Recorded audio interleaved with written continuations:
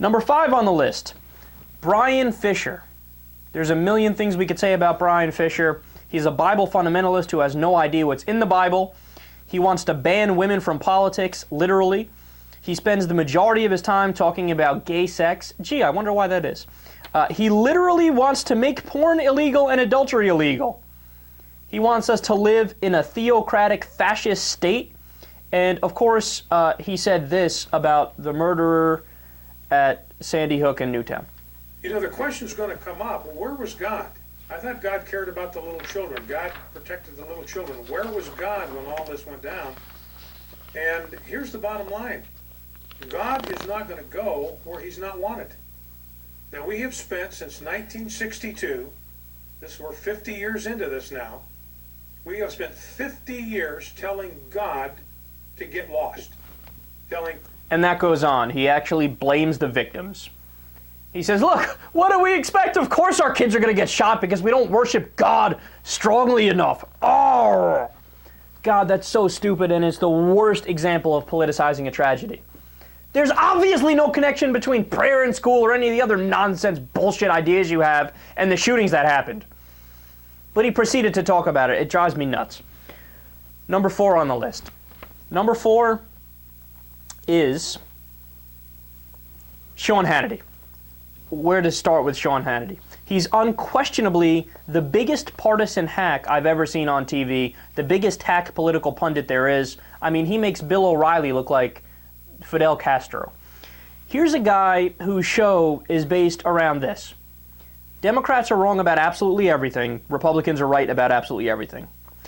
Furthermore, Democrats are racist, and any attempt to help poor people by social programs is actually a secret plot from us liberals to keep poor people down. There is no attack that is too cheap for Sean Hannity against a Democrat. Here's a perfect example. He went after Obama for his vacation time. Meanwhile, George Bush has significantly more vacation time than Barack Obama, and of course Sean Hannity defended George Bush's vacation time tooth and nail when it was his boy in office. He thinks the Republican Party, which had a record number of filibusters this last Congress, and tried to repeal Obamacare 36 times, he thinks that Congress, which was the most obstructionist ever, he thinks they were too weak, and they should have went after Obama harder. What more did you want them to do? They already had the record number of filibusters. They already tried to repeal Obamacare 36 times. They couldn't do any more. But no, according to Sean Hannity, the Republicans are weak. Please, I'm pulling that out of his ass. And, of course, he's contradictory all the time. He's intellectually disingenuous. And he's a propagandist with no ethical code or journalistic decency. So now I know you're thinking, wait a second, Kyle. Who the fuck is number 3, number 2, and number 1? I mean, O'Reilly's been out, Hannity's gone, Pat Robertson's gone, Coulter's gone. Who the fuck is left, right? Grab the popcorn, man. It gets really disastrous from here on in. Number 3, worst conservative political pundits there are. John Hagee. Now, John Hagee is an evangelical pastor. I'm not going to give you any extended commentary whatsoever.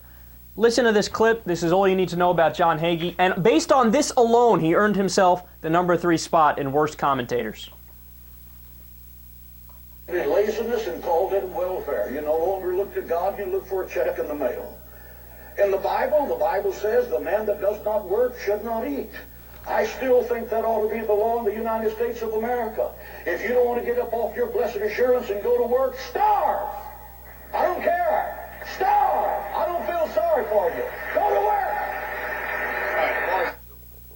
work. Death is better than compromise. Death is better than compromise. What are you willing to put your life on the line for? The Bible says in the book of Revelation about the New Testament saints, they love not their lives unto the death. Does that describe the 21st century church in America? I think not. Jesus said, if any man comes after me, and he's not willing to forsake his father, and he's not willing to forsake his mother, he cannot be my disciple. Think about that. Another excuse the 3 Hebrew children could have used. Oh, we're in a strike. Think about that, man. Look, this is the American Taliban. This is the American version of Al-Qaeda. He just said, Leave your family, come with me. What are you willing to die for? Are you not willing to lay down your life for these things? And at the beginning of the clip, he's screaming at poor people and unemployed people, starve! I don't care! Starve! Starve! He pretends like he's a follower of Jesus Christ. Talk about missing the entire message of Jesus Christ. I mean, Jesus Christ was a liberal hippie socialist trying to help everybody. This guy's out there preaching, starve if you're unemployed, starve. And you should be willing to die for your beliefs. That's what Al-Qaeda says. They're just from a different religion. Based off that alone, he earned himself the number 3 spot. Number 2, the number 2 worst political pundit, Rush Limbaugh. Now, there's never been a man more fact-free than Rush Limbaugh. The dude is stuck in the year 1952. And let's just call him what he is, man. He's sexist. He's racist. He knows nothing about politics, even though he talks about politics every day. Get this. He doesn't even know anything about the basic way our government functions. I always hear him make mistakes regarding what's the House of Representatives versus the Senate versus how does the executive branch work, what authority do they have. He has no idea how our government works, but he talks about politics every day. He knows nothing about economics, even though he pretends to. He knows nothing about science, even though he tells scientists they're wrong on a daily basis. His entire show is one large straw man about Democrats. We're stupid, we're wrong, we're dumb, we're evil. We actually want America to fail. He thinks we want America to fail. And let's not forget that he is, I mean, more or less wrong about everything. All of my thinking says Romney big, not even close. 300 plus electoral votes for Romney. We're just laying down. And we didn't lose this election by that much, especially when you look at the turnout. And this was not a shellacking landslide. All of my thinking says Romney big, not even close. 300 plus electoral votes for Romney. See, if you're going to be a political commentator, you need to be able to separate two things. What I want to happen versus what I think is going to happen. You'll never hear me say, I think the Democrats are going to win, even though they're down 20 points in the polling. Why? Because I'm not stupid. I'm not a partisan hack. I can hold the two distinct separate thoughts in my head where I could say to you, look, the Republicans are leading in the poll, even though obviously I want the Democrats to win. Rush Limbaugh is not even capable of that basic level of nuance, where he would go, I want Romney to win, but Obama's up in the polls. Now, you don't understand, there were, out of over 25 different polling organizations, Romney was only leading in 2 polls. The overwhelming majority said Obama was going to win. But this motherfucker is dumb enough to go out there on air and say, Romney in a landslide. That's why he's number 2 on the list, man. I don't think anybody has been more perpetually wrong than Rush Limbaugh has been about politics in his life. So now you have to be thinking, who the fuck is number 1, man? Who could number 1 possibly be? You ready? Michael Savage. Michael Savage, again, is another guy who's not as well known as the other guys like Rush Limbaugh and Sean Hannity and Bill O'Reilly. In one word, lunatic. He's so radical, he's been banned from the UK. He's not allowed to step foot in the UK. He's openly racist. He doesn't even try to hide it. And you know what? I'll let him do the talking from here. Some of the craziest shit you've ever heard. Going to war with Iran. We have to go to war with Iran. And the sooner we go to war with them, the better it will be for us. Now, I'm going to tell you more about it as the days and the weeks progress. But it's going to happen. Why? Because we have to go to war with Iran. The longer we wait, the more they can organize Hezbollah both abroad and America to strike back. And they will strike us here. And that's when, of course, America and the armed America that I know is there must be called upon by this cowardly, spineless, retrograde, degenerate government. We keep hearing, if we attack Iran from the air, they're going to trigger Hezbollah in America. Well, guess what? There's probably 30 million armed people in this country, and of that 30 million, many of them are trained ex-military, trained law enforcement. We could hunt them down. We could form brigades in this country. The Hitler of our time, the president of Iran, is the Hitler of our time. The trick is to kill him and knock out the mullahs before they get more powerful and before they can organize even further their global jihad and the tentacles spread even further in our own country. Now he gets crazy. They're spreading the tentacles through our own freedoms. They're using our freedoms to spread their tentacles in our own country. Our freedoms are going to choke us to death. But make no mistake about it, there will be great damage in this country one way or the other. And it's only a matter of time.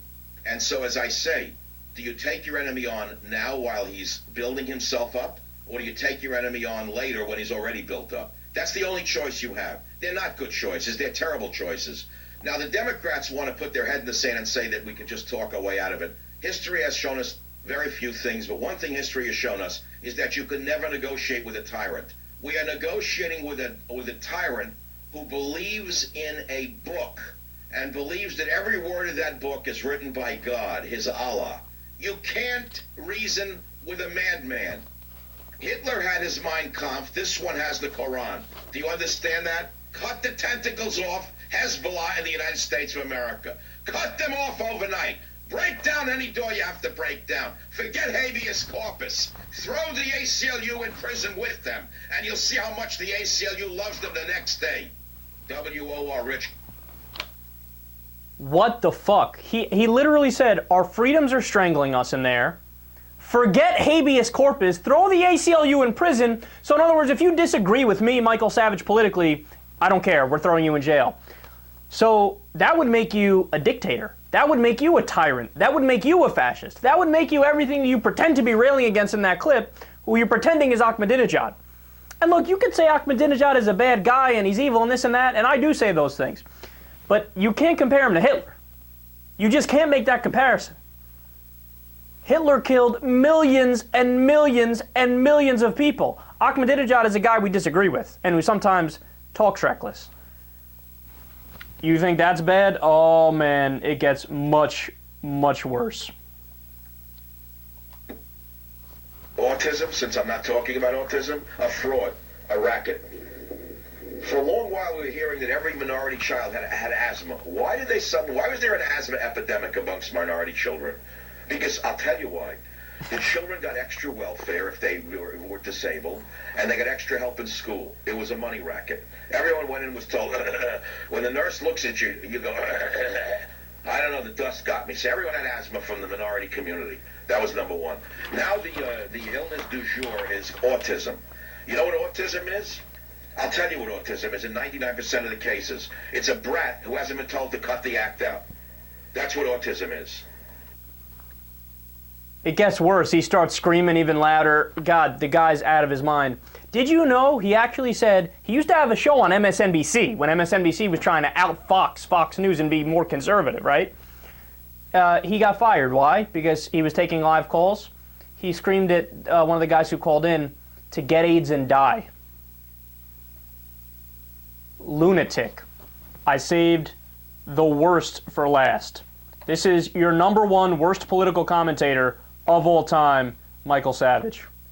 There are too many RDDBs in high places and in the media and in the courts for us to stand up to this fanatical enemy. And so unless the RDDB is reined in somehow or taken out of power, we're going to die as a nation. I swear to God, that's what people are saying to me. And these are intelligent people, wealthy people. They are very depressed by the weakness that America is showing to these psychotics in the Muslim world. They say, oh, there's 1 billion of them. I said, so kill 100 million of them. Then there'll be 900 million of them. I mean, would you rather die? Would you rather us die than them? I mean, what is it going to take for you people to wake up? Advocating wiping out 100 million people. I mean, can you get more loathsome and idiotic? Just indicting them because of their religion. I don't care. You're somewhat guilty because you might buy in somewhat to a religion that I happen to just disagree with. Mental. That's your top 10 list of worst political commentators. Michael Savage, rightfully so, number one.